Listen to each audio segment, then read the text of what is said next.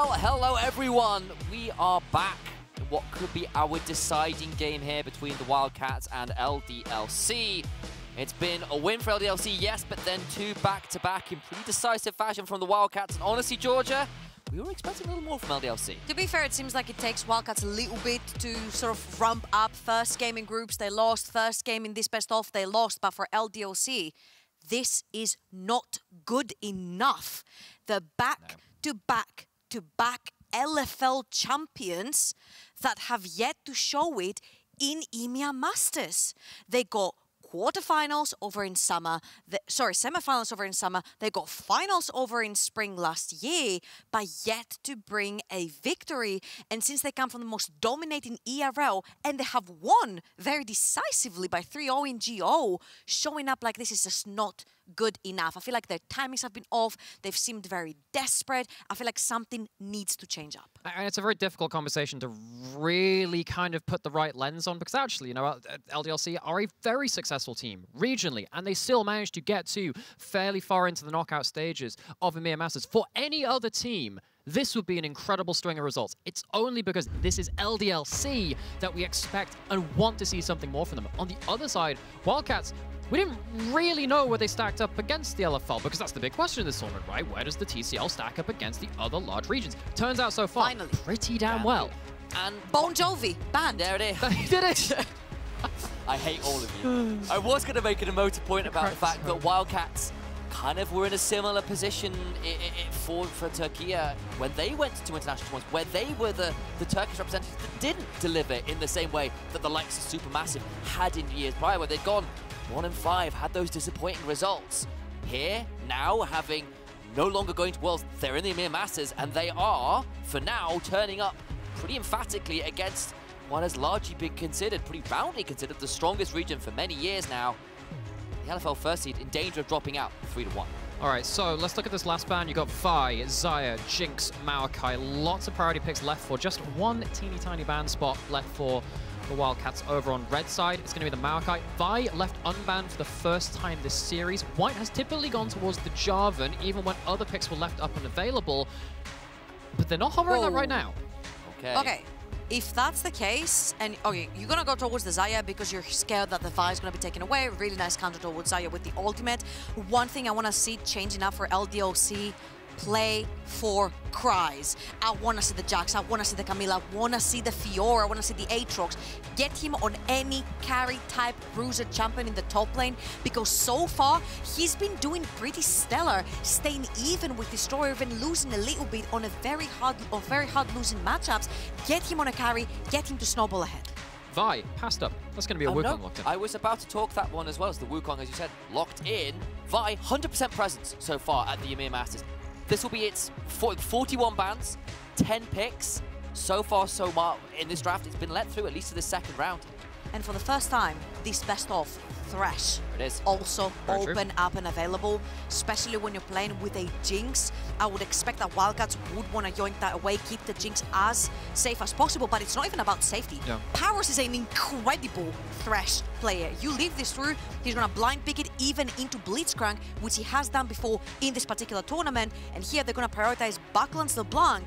I can see a Thresh being locked in here since the Jace has been banned. Yeah, and then you come around to the second round of kind of bans as well, and you think, okay, well, Kofta, what's he got left in that back pocket now? He's played some Lissandra, which is pretty good into that LeBlanc as a counter matchup, but then also good as initiating pick as well. Really helps Wukong stick onto those targets. I would expect that to potentially be banned. Ooh. In fact, actually, maybe they consider it being so valuable, saying, I can self-ult when the Vi comes at me, I can definitely lock down LeBlanc if the Vi is not there. They actually value this over the Thresh. I understand why, but it does mean that Paris is not going to get the same kind of priority as maybe we would have liked to see of him, because actually, the game which they lost, Paris was not a factor. And the more I think about it, the more I think Paris is actually very important to be on something which can roam and, as you said, be an impact. And I feel like Lissandra is also an isolator. The second that Vi or that LeBlanc jumps in, she can ult one of the two targets, the team focuses the other or the target that is stunned at the time, and then instantly one of the two get isolated and end up dying. So I really like your point. I like the Lissandra into not only setting for Wukong, but also creating so much space for the Jinx to play around in these teamfights. Now I wonder, Kens has been banned. I would be very surprised if I don't see the Thresh being banned away from LDLC here as well. And I really like your point about the Lissandra being an isolator, because it feels like, I won't call this necessarily a criticism, but I will call it a, what's the word, like category is the wrong word, a part of the way, a figure. Feature? Feature, there we go, thank you, finally found the right term. Of how LDLC play the backland and White often go for individual plays. They're not much of a mid-jungle duo per se all the time.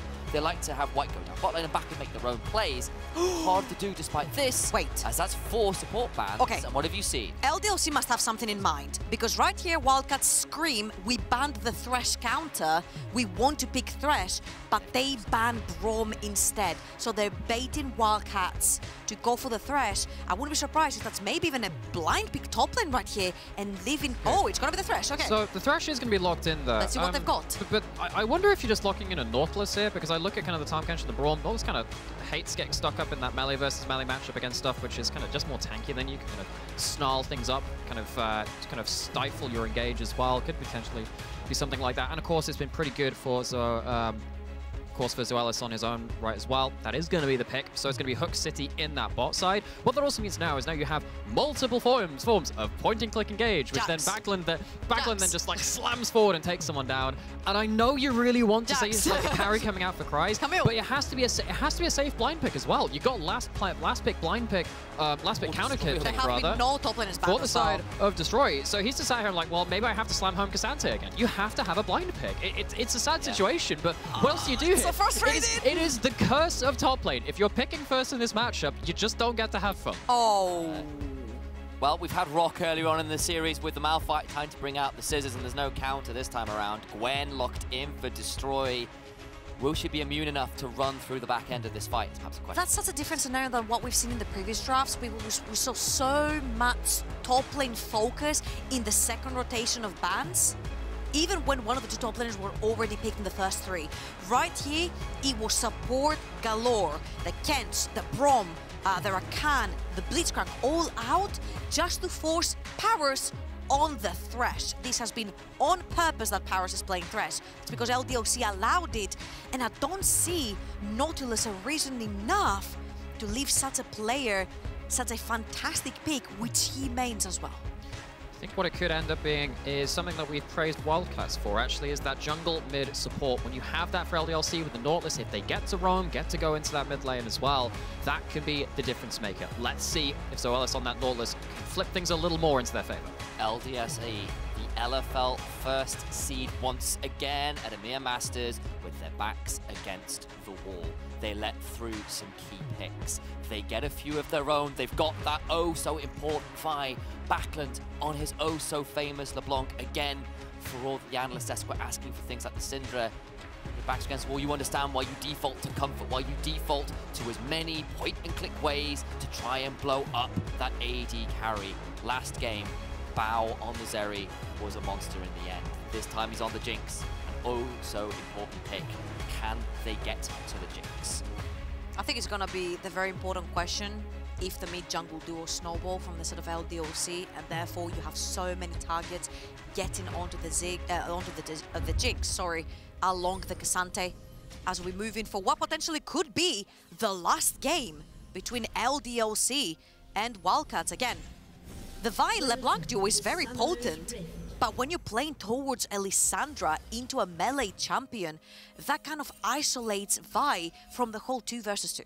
Yeah, so some important stuff coming through. You can see Backland has taken the Resolve secondary. It's not going to be bone plating, it's revitalized, because often Lissandra goes to kind of like more pokey trades, and there's also going to be the unflinching there for some extra tenacity.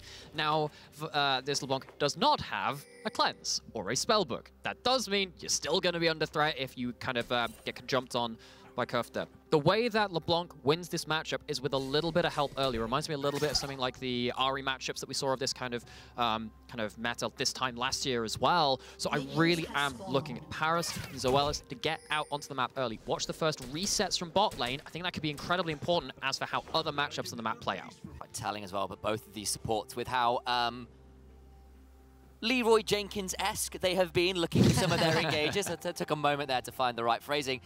They've moved away from the Glacial. They've gone towards the Aftershock, something that has become a little less common for these Hook champions, but they decided they need a little bit of that individual tankiness to maybe survive the onslaught if they're going forwards. Now, since Jinx is the stronger AD carry in the early game, being able to shove in waves with the rockets as well, Bao didn't start Cole this time, but what Wildcats do very well is that at 4 minutes they will find the perfect cheater recall time where Paros will move into enemy territory toward into mid lane for a gank, and Bao will go back to base, purchase his Cole, and get back into lane. So I think my eyes here fall at about that 4-minute mark to see if Bao will manage to get that Cole that early. Yeah, often it comes in around about your first cannon wave of the game. You kind of try and get control of that wave early. It's something which the LPL did really well this time last year with the Jinx of Phalios. You try and get this, again, what we're seeing on screen right here, this slow wave being built up, especially as you were saying in terms of Jinx controlling that wave early. It gives you this real ability for Wildcats to have Paris impact the map early.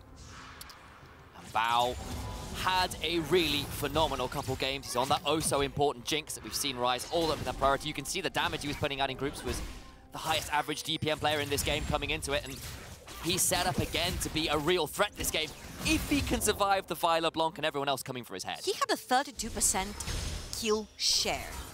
Damage there, yeah. Damage there, sorry. With Destroy playing AP carries and Kofte playing true carries in the mid lane as well, that is a huge number to have as the AD carry down the bot lane.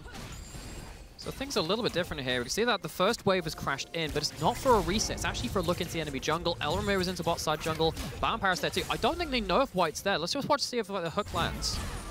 Mid lane, it's a bit of trading here as well as Kofte hits the wrong end of an electrocute, but so far it's been business as usual for White, namely turn up bot lane and not look to the mid lane. Don't look in the map. Tell me where White is. Bot lane. Yeah. You're right. Yeah, but look, so is Elromir. They've both turned up, and it has been bot lane skirmishes early on. Pretty much every game this series. And with how potent bot laners are and how good Jaskler and Bao can be from ahead, you can understand why that's been a factor, even if the likes of the LeBlanc and the Lissandra might be easier opponents of a game. And a little bit counterintuitively, this kind of plays towards top lane as well. If you have a winning top lane matchup, particularly with the Gwen, that's a push forward. There's the aftershock value. You're going to go straight in with your head. Leroy Jenkins wins out for first blood for Jaskler. We bring up the Bao stats, and it's Jaskler who comes out on top this time. Around White over the wall! Makes it a double. What a ridiculous series of early plays from LDLC. This was the Nautilus. They set up for success. They said, nope, we're not going to get nullified by a Braum or a Tahm Kench. That kind of hook is the reason you end up picking that kind of champion. Trying to balance out the hook again. Has his Warrior Trickster available, but LDLC, a much-needed early advantage to their bot lane. Yeah, and Paris tried to pull a Hylissang right there, but let me remind you, Hylissang has died plenty of times trying to hold the way for his carry. But yeah, lovely right there. It almost hit me because we all know how fair the hook range is onto the Nautilus, but lovely stuff right there from Zoelis to be able to hit it onto Bao after Bao lost his flash in the previous engage. Paris tried to hold the wave right there. Dies a hero, but nevertheless, the kill does go over to Vi, which does make her a little bit stronger in that 1v1 into Wukong. And you know what? Let's chat a little bit about Zoelis as well, because this guy was hanging around in Div 2 last year. Got the LFL, steps up into LDLC, filling some mighty shoes of... One Div 2. Yeah, he did pretty well down there. But he's filling some shoes of a hell of a good bot lane from LDLC, which of course moved up to the LEC. Comes in and has had such an impact on this roster. And while this series, we've talked a little bit how Paris has kind of ran the map when he's got out of lane. That is an incredibly important play from the rookie support coming into LDLC. Backs are against the wall. We said that already, and it is the rookie who made that play. It is the rookie who flashes forward on an Nautilus. Right, and he gets onto the Jinx, that character, that champion that is critical to most game states at the minute, it feels like. Leads LDLC with a healthy early gold lead in a lot of ways. Probably the biggest early gold lead we've seen this series. Often being pretty close. This time it's pretty significantly ahead of 1.5k before 6 minutes. You take those. This is so funny because I feel like every time the junglers are on their top quadrants clearing it, they're like sweating to clear it as fast as possible. Bot lane. Just so they can get back to bot lane, but now level 6 onto the Lissandra, moving towards bot. You do not have any clash on Jaskler. Slide is played out of. The Glacial Claw comes over, and a Prison Shawl to follow. Not required. Frozen Thralls come on and will chunk out Jaskler a little bit, but Backlund now coming down, but he's going to be on vision. I don't know how much value he's going to get from that roam. Flash forward again! There's the Glacial Tomb. They're going to break down that person for it. Frozen Tomb, there's the name of that ability. And it doesn't matter as White will face the white of snow and ice brought down. Jaskler now trying to trade up, but it's still a 2v3, but they're between two towers. Another claw comes forward. Kofte out of mana. Won't be able to find too much more. The towers don't hit anybody else. And you'll see that there was one kill returned from the side of LDLC, but inevitably they lost so much CS and gold and experience. Look at the tower right now. All the CS is dying. Lovely hook right here to nullify the anchor from the Nautilus. You've already roamed your Lissandra first into the bot lane, so you get the reactive play coming in from LDLC. Again, a little bit too late. So even though they get one in return, 2 turret plates go down for Wildcats, and all this XP and gold has been lost. Right at the start of that play too, critical trap placement, stop the Vi, having any Q angle, it would have stopped the dash.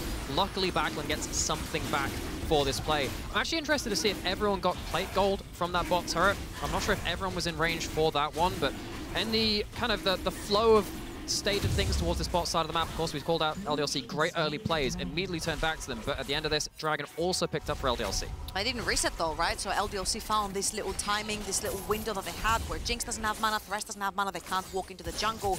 Their jungler is also clearing the top side of the map, which we said they're like sweating to clear it as fast as possible just so they can get into that bot side and skirmish. Just reset. You do not have Lissandra, Lissandra doesn't have ult. They're looking for wide, but the hook is gonna go wide right there. And Yesla is just chilling, taking turret platings. Either reset or make a play, but right now you don't have ultimates to make that play. Wukong is level 5, Lissandra doesn't have ult. So it's a little bit of a weird back and forth in terms of timing, not being able to get that reset in for the bot lane of Wildcats. All right, so let's take restock of the heck's happened in this last bit. We're gonna go see the replay of what happened with these turret plates. So Bao takes one of these, takes one of them. Actually wondering if the second one actually sticks around long enough. It's a small thing, but an extra 175 gold, particularly when we're looking at it. Oh, wait, no, that is complete. Thanks, observers. You confirmed that at least someone gets that gold. Very importantly so, I guess. The Wukong, yoink. Nice, you'll take that. But so like, they were pretty far beyond turret at that point. At least they managed to stop and get that back. Thank you, observers, for the info on how that played out. We know that the turret plates were secured, and it actually brings the gold right back to very close to even. And feels a little bit like game 2, where LDLC stopped with the first punch, but the response from Wildcats. Herald dances if you. I never knew this. That's kind of I feel like this is the thing which I should have known. Why are there not more dance parties in the Rift Herald pit? Herald just danced. There was Wukong dance with the Herald? Yes, Wukong danced with the Herald. Like in the same way that Popstar Ahri, if you dance with Blue Buff, they both do like a K-pop dance. What? Yeah, they do that. It's really cool. Oh. Well, change of scenery. We're no longer down the bot lane because Rift Herald has spawned, and in typical Wildcats fashion, Bao is not in the bot lane. They've actually pulled that Jinx up top to try and secure that Rift Herald. Reminder that bot lane tower is only 3 platings off of falling. So if you transition it towards that bot side of the map, you could get the entire tower for your AD carry. Very nice, threatened by White right there, takes Power Splash. Indeed, Yesla gets time to get those 3 plates, and something we were expecting more of Bao, honestly, coming into this series, who has often been the one to even the bottom on his cries. Yeah. Destroy trade up pretty heavily there, but it's just a trade of Destroy's ultimate, but Cries won't be having his as his goes on cooldown as well. All right, so LDLC, we've found them in this position a couple of times this series where they've actually had some individual advantages through the very early game, despite Wildcats kind of having some reads on them better in some games than others. What's what we've been asking of them? A little bit of restraint, a little more precision. If you've got these leads, find a way to responsibly activate them and play through them. We cannot afford to see this team, again, make some kind of too risky plays, too kind of fast and loose plays. Wildcats are a very good team. We have seen that today. You cannot afford to take them for granted when you're going for fast and loose plays. Also, Wildcats can chill behind. As long as you have Wukong and Lissandra in front of your Jinx, you know that Jinx scales harder than Xayah into the late game. You also have the Gwen, massive AP carry when she scales into that late game. So scaling is on your side in terms of raw, pure damage. Now, try to slow down, don't give too many leads over to LDOC, to shove in your waves responsibly with vision and try to play for these team fights in the river. 135 for the next Dragon to come up, but we've known how back and forth the vision has been on the bot side of the map and how a lot of the times both teams are so eager to get that vision down that they end up losing the member. I think the one thing which I really want to caveat for LDLC is that there isn't that many great ways to get onto Yesla in this game. It has a cleanse that'll see him through a lot of the Lissandra engage. It's not like there's a Vi against you, and someone like that Wukong can be kind of disengaged by a good enough amount of CC from someone like a Nautilus to keep Yesler safe. Yesler on an individual level has actually had a pretty good series. He's rarely fallen behind. He's typically been the shining light. He's been ahead every single lane phase. He's been a shining light. Now in this composition where it feels like maybe you're relying on a Needlework to do some more damage for Bao to reset and then run them down, maybe, despite the fact that Wildcats do have themselves a lot of damage come in that late game, maybe Yesler can match that in the right scenario. All the wild game still stays relatively close. Herald was taken by Elramir, and maybe that can be used to even up this slight deficit in the bot lane. As once again, these mid laners have been left to duke it out largely alone in their own lane, with the occasional roam coming through, of course, but very even-ish gold state that, well, I say that, LDLC were there with the early advantage, but let's see if they can hold on to it more. Very nice timing on the push of the wave right here. You're gonna pop Rift Herald, 10 seconds on the Dragon as well. This is a typical move. You push Rift Herald in the mid lane, you force the enemy team to respond and react to it to kill it. They're gonna cash in on some Terra Platings right here as well. They're gonna go over to the Wukong. But most of all, you get these few minutes to push in. But because that bot lane of LDLC has been ahead, and because that bot lane priority has gone to LDLC over and over again, with them moving first into the river, that Rift Herald gave no space to Wildcats to pop down their vision. Another part of that is that you have first mythic item coming in for Yesler as well. Gale Force built up. That's a very important point. Of course, Elramir has himself the Divine Sunder, and that's when Wukong really starts to do some damage. But as it stands, LDLC, despite being on blue side, talk about the geography working against them sometimes. They feel good enough to start this, but there could be a hook. Remember, there's teleport and destroy, not on the other side, but already Zoelis can solo, but the turnaround's pretty good. Kofta has to self-ult, but now the Iceborne subjugation begins to freeze the blood of the LDLC members. Kofta gets one with that. Oh my god, Yesler at least trades one back, but you're going to lose 3 in trade for just your jungler. Yeah, I think LDLC, they felt themselves a little bit too much. Despite having themselves the item on the AD carry, you can't stop the resets coming through. Wildcats punish the overstay on Dragon. I am so mind-blown because there's a Gale Force on that Xayah, and there is no Mythic on the Jinx, yet Wildcats are willing to pull this fight. You know why? Because their Gwen has teleport in the top lane, and K'Sante cannot join. So whenever they want, they can pull the numbers advantage. You see on your maps right here, you'd see the Gwen teleporting back to get into this fight if it was needed, but they ended up cleaning up house themselves. And here you see while Lissandra also acts as an isolator. The second she ulted herself, no one could walk through to reach the Jinx. And much like we've seen from stuff like Viegos and Aries, this is a double reset comp. You got everything to pin the first player down, as you said, the isolator, and that is going to be a bit of a blueprint for what we potentially could see later into the game. If you overstep as someone like Zoelis on this Nautilus, a pick which they banned out a lot of champions to enable, that first kill on the Nautilus, as we've seen Nautilus do when they're far behind, could be a nail in the coffin of LDLC. Also, something people oversee a lot is the Lissandra passive. Yeah, you kill someone, they become a ghost of themselves, and then they slow you down and they damage you in the process. So you definitely do not want to walk into this ghost, which also peel for Jinx. They do with that, and it feels like, to be fair, Wildcats have got the better scaling teamfight comp. They've got the Lissandra for that massive AoE, they've got the Wukong engaged, they've got the Gwen and the Jinx to scale up. On the other side, LDLC, phenomenal pick. If they can get onto someone and just chain CC, they die. But if it's a straight 5v5, straight front to back, unless you are immediately blowing someone up with that CC combo, you feel like they probably give an advantage over the Wildcats on paper. Despite that, of course, Dragons are still even, Gold is still even. We're talking about how, of course, the double resets of Lissandra, Jinx, very, very powerful. It's not like LDLC don't have their own ways to play out through this as well. Really interested to see now, because even though, you know, that fight did end up in a pretty good fight for the Wildcats, Yesler still got damage out. You do that at 3 items, that is not the same fight. So, have to keep that in mind. LDLC, they've got tools to play with. They've struggled to play through their leads when they've had them in this series, but if they find that precision, find themselves the inspiration, maybe they can see themselves through the Silver Scrapes. I'm so surprised again. They've ditched completely. I don't think he's going to go for that. Yeah, he's all alone there, only with backline with very little mana. But I'm surprised that Wildcats, again, they will transition Bao into mid lane, take the tower, go for Herald, which is something that they've traditionally ignored. They would rather keep Bao in the bot lane to get the Terra Platings himself. This time it is Yeskla with that role. Yeskla has the gold, 500 gold in the lead over his opposition. Can Yescla carry yet another game is my question here, because Bao has been fantastic on the Jinx and his team plays so well at covering him, and right here he's got all the tools for peeling. Yeah, and the word I was looking for, Draft, is characteristic. And you're right, that's exactly what it has been, a characteristic of Wildcats, to have less emphasis on that Herald, have more on leaving Bao in the lane to get some of those plates and stuff for himself. And this time around, they're trying to do it a little bit more as a team, trying to group up a little bit more, and you can't blame them. The game that would send them through to semi-finals. Now Destroy being chunked out. Double chains come through, but the Howler Mist will come down and keep Gwen safe enough. That was 4 members of LDLC up top lane, and I'm just sitting here like scratching my head and wondering, I'm like, you're late to the play. What are you doing towards that top lane? There's no one there. There is no Herald.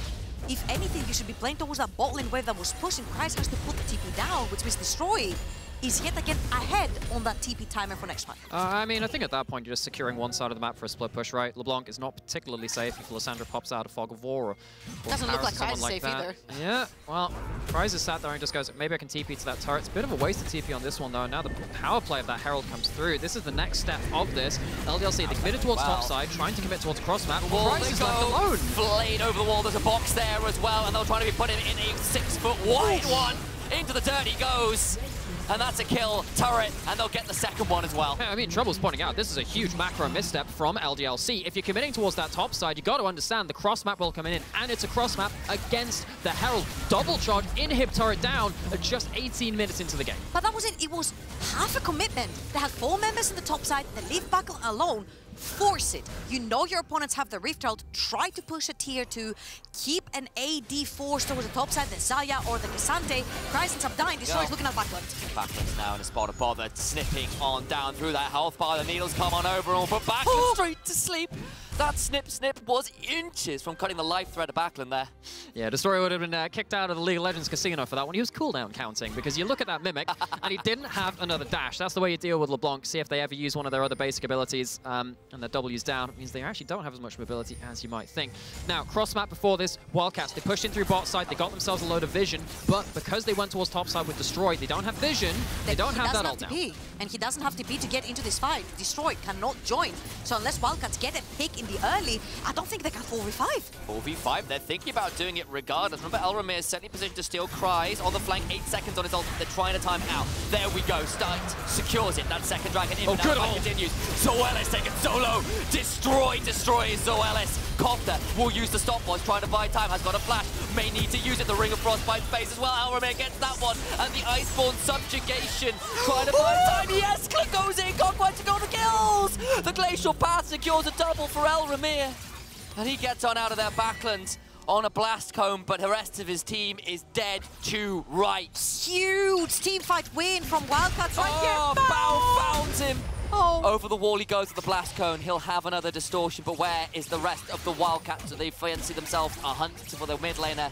No, they'll let him go this time around. Feels like that's the straw which breaks the Fox's back. Backland probably going to get hunted down here as well. Elramir, does he have vision? About pouncing on forwards, the Wildcat in the form of a monkey. Ain't that a combination of animals? The macro is just way too fast. It's just way too fast across the board. And LDLC, they're now trying to get the chain on here. A lot of damage. The turnaround's pretty good. There's a Cyclone afterwards. But they do get the ult out of the Wukong, but that is it. Massive win for the Wildcats. I just want all eyes on Kofte right here, because that Lissandra bought so much time for Bao to get his first takedown, to get excited and run down the fight. Look at him, he gets in the middle of everyone, pops the ult, and instantly the hourglass straight after when Backland goes in to finish him off, which allows Bao time to scale up in this team fight, get the first takedown, get excited, and Yescla tries his damn hardest to turn this fight 1v9. But that Lissandra has been so clutch in all these fights, and Kofte has been on spot with keeping targets isolated so Bao can get that one takedown that will snowball his entire fight. And on the other side, it feels like Yescla has been trying his damn hardest for most of this series. In that fight again, you just kind of have to watch as Zoelis gets to be that first kill again, and that Nautilus down. The double reset start coming through. Wildcats run away with that fight. LDLC, very dangerous spot. Hook. Maybe this is the moment they were supposed to be. They get the ultimate, that frozen two scoop Azura so down low. In they go. Kryze pulls some people out. Bao gets one. The rampage begins. They do get one back as Yescla goes up into the air. Feathers fly, but Backland on the other side, rooted in with a Ring of Frost.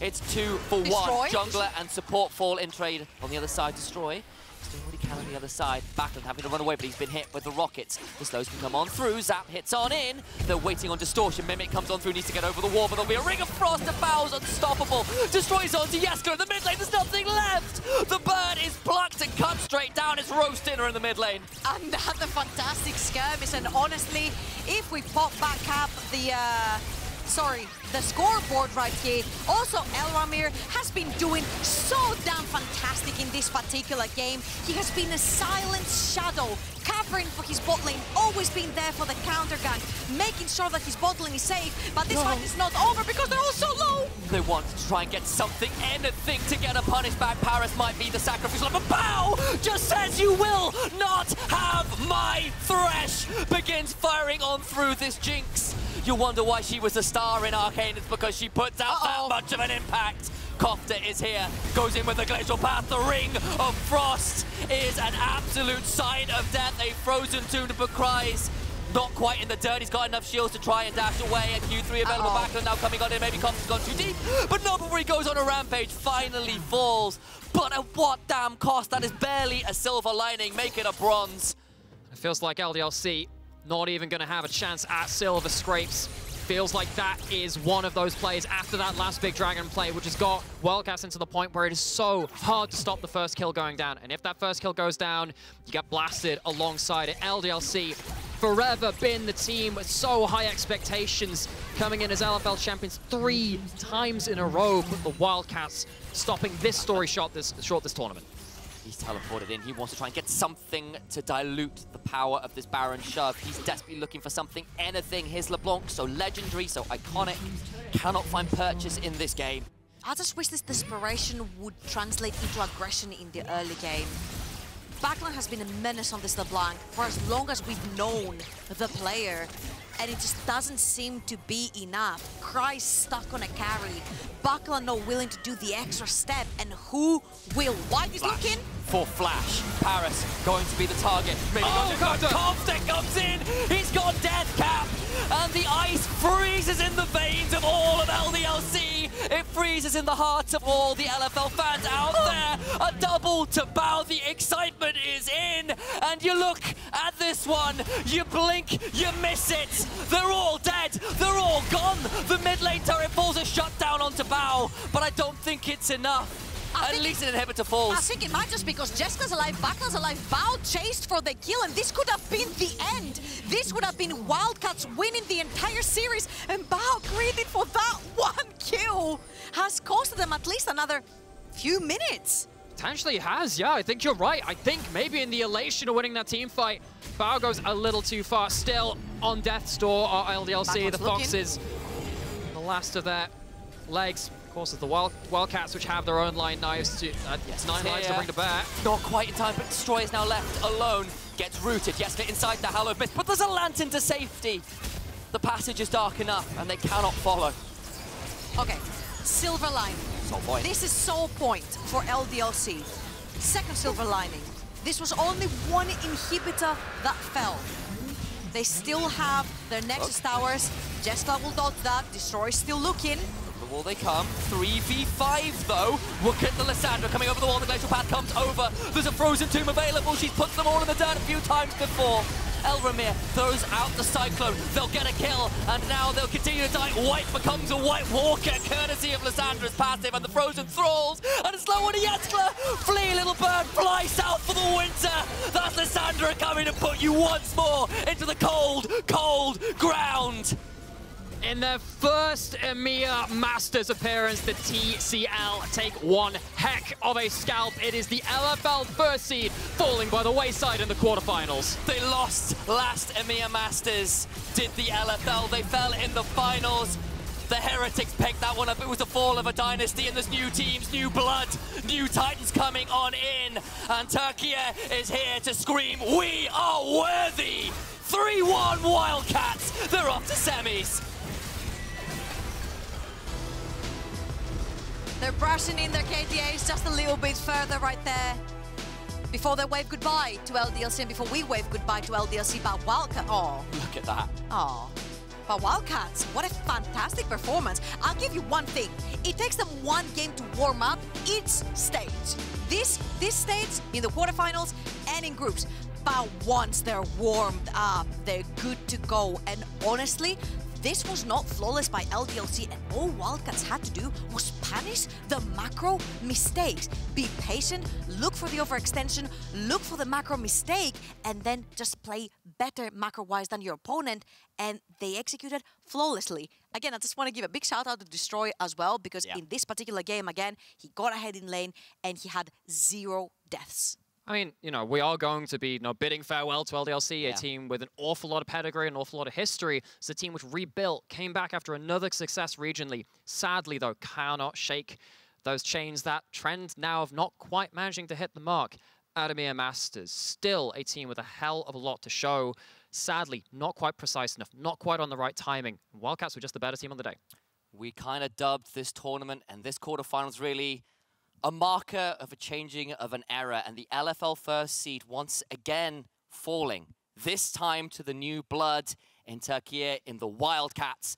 But that's enough from us. We'll toss it to the analyst desk to break down this series and end your day today. Welcome to CL. Woo! Welcome, everyone, to the analyst couches. We are one. They have a bromance going on. I am just like third wheeling at this point, but Wildcats have secured themselves a spot in the semifinals. Coming into this, we were worried about LDLC. We've seen how they've been performing. You get the dub in the LFL, and unfortunately, they're not able to translate it, and they are out in the quarters. I will actually say, though, this was probably the game where they showed, once again, quite a bit of signs of life in the early game and really tried to get the action going for them down in the bot side. But I think, once again, it became really difficult for them to pilot the team fights later on. We saw it how they also navigated them right. There is never really anyone actually going on the Jinx, despite you having backline access with the champions that you actually picked, and became quite scattered.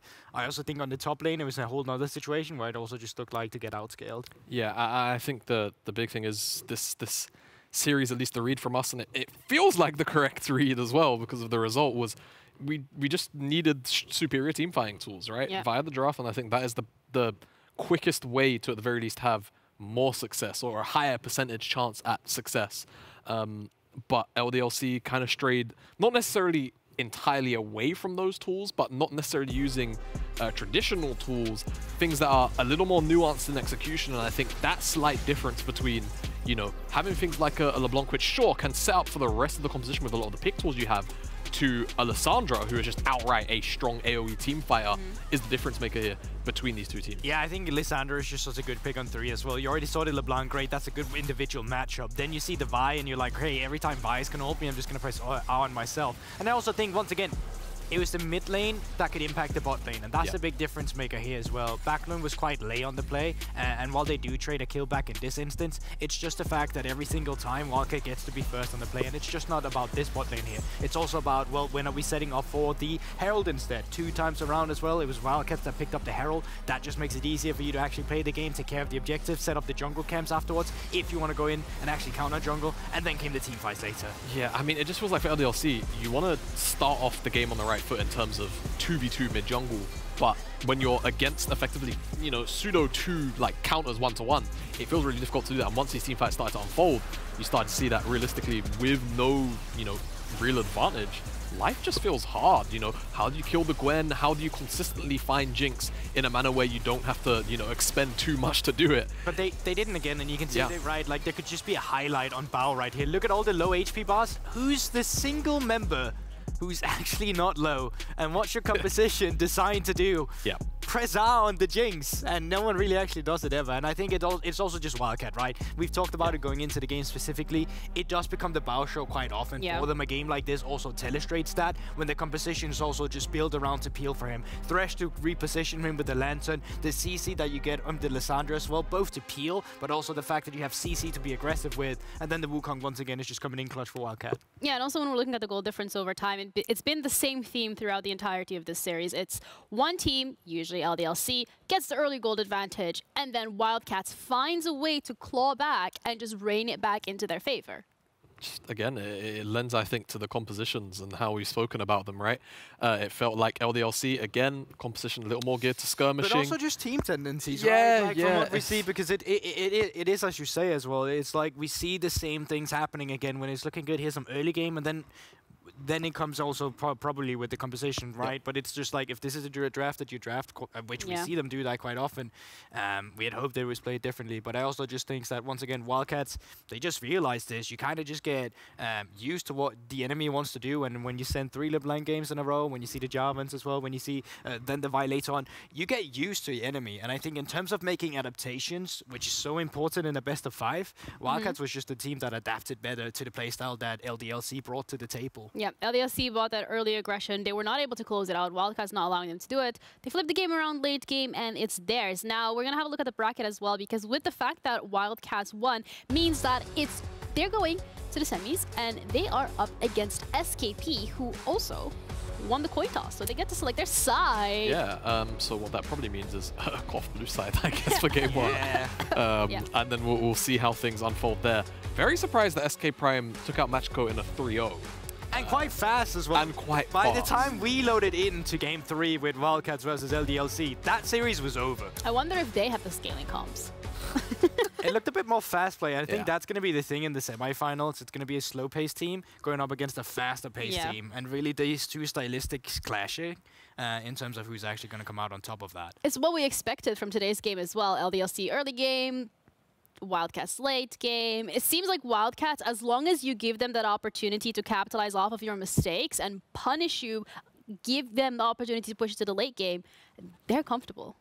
Seems it. I mean, I now wonder how they're going to handle, SK Prime, just because I feel like their journey so far has been a little more tumultuous, shall we say. Just actually in general. English, okay. Prime League looking kind of strong this year, I'm not going to lie. This is really a resurgence from them as well, like potential to have 2 teams in top 4. I will say, I feel like Unicorns are definitely carrying the banner for Prime. I will wait, Well, so far Prime's Yeah, ahead. Now, of course, SK Prime. One Now, banner. okay. SK Prime obviously they're in the semis, but what I mean is generally in terms of the level of gameplay, I feel like Unicorns have definitely shown arguably the highest ceiling so far at the tournament. I would feel pretty confident in saying From a that big quite man. I happily. mean, you know what? So We're going to see tomorrow if you're right. yeah, I guess we will. Movistar. Damn. Any bets between you two? Oh, Nah, that's nah, no. miss me. Nah, Okay, I've seen your bet from yeah, yesterday. well. I'm good. Miss me with The that. instigator. I mean, looking at the games tomorrow, Yeah. well, the game tomorrow, it's going to be another best of 5, and this time around, it's going to be Movistar Riders against Unicorns. Your favorite team, Jamada, so... Bias. Yeah. Well, to be fair, yeah, I suppose, but not in this weird way. They were my first team, I supported as a Aw. sports fan, funnily Wow. enough. But it doesn't Like really 10 weigh years into ago? my analysis here. I just think they're a bloody good team. to be Fair honest. enough. I think for Movistar, I had a bit of a first row viewing of a lot of their games. I was casting Yeah. them in groups.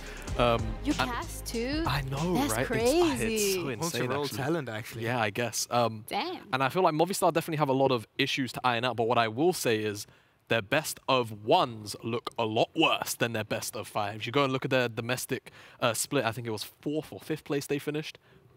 Playoffs, they dropped like 2 games. They played 4 or 5 series, they dropped 2 games throughout the entirety of playoffs. So they're no slouches either. I think it's going to be a very, very hotly contested series. I'm just very curious about whether, what style of League of Legends we're going to get. Whether we're going to get fist fighting or whether we're going to get more, cerebral brain, chess League of Legends, where these guys are really trying to feel each other out and actually get a bit of an idea of what teams want to prioritize in this draft. Do you have a preference? Nah, Do you want man. fist fight or do you want Nah, chess? I mean, you're man. casting tomorrow, I so... am casting tomorrow as well, so he can bring all the passion. Yeah. He's already let all that out. I'm saving it for tomorrow, okay? Ooh, Just okay. not teasing anything today. We'll keep it a mystery. Okay, it's got to stay a mystery. No predictions, no preferences, nothing. But today, one thing we do know for sure is Wildcats closed it out in a 3-1 fashion against LDLC. LFL losing their team. It's now out of the equation. They still have another shot, but tomorrow Unicorns of Love take on Movistar Riders in another best of 5 to determine which is the 3rd team to be heading over to the semifinals. So thank you guys for tuning in. We're going to be back tomorrow, same time, same place, so don't forget to tune in.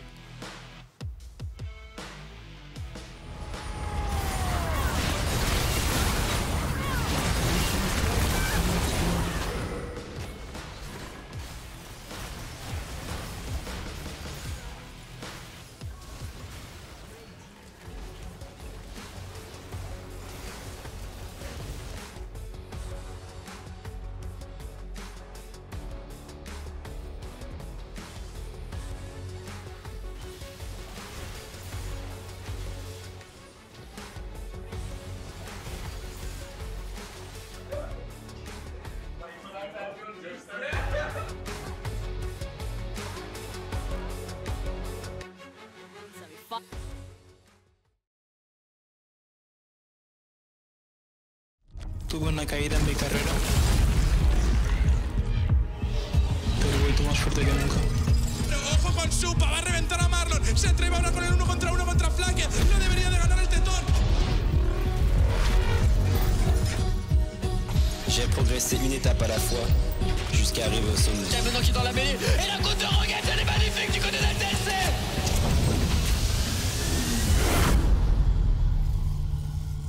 Ich weiß, ich kann der Beste sein.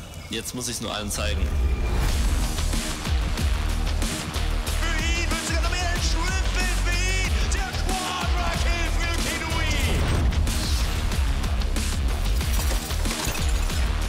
선택할 수 있는 길이 많았습니다.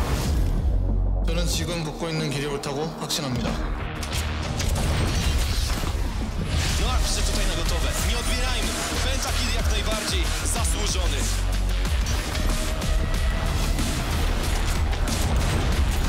Orada sıfır bir değişim. Ayakta kalan son isim Erdemir. Uzun zamandır bekliyordum. Şimdi benim zamanım.